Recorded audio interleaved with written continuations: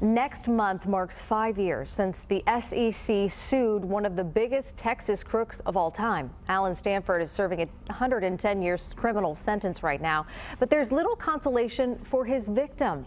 Byron Harris is in the newsroom with an update on this. Byron. Shelley, 1,300 Stanford victims are from Texas. Many are elderly. They're without retirement income they were counting on 5 years ago. Their prospects have gone from dismal to worse.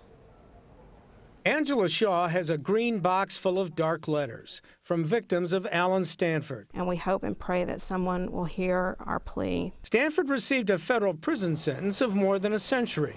But when he built a Ponzi empire on the island of Antigua, he sentenced his victims to a life of dwindling possibilities. Sam, have you gotten any money back?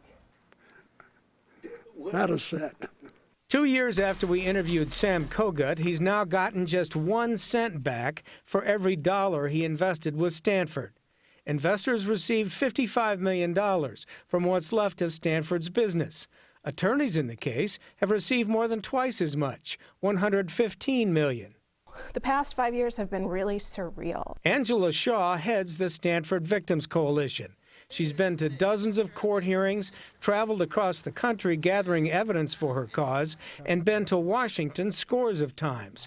That's because in this case, she says Washington's been part of the problem. We've been victimized by our government, who knew about Alan Stanford's activities for well over 2 decades. The victims keep hoping for more money to be extracted from Stanford's estate.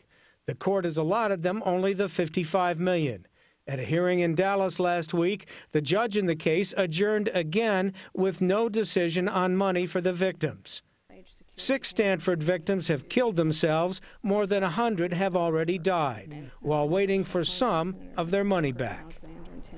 The victims' best hope lies in a proposed law that would firm up securities laws.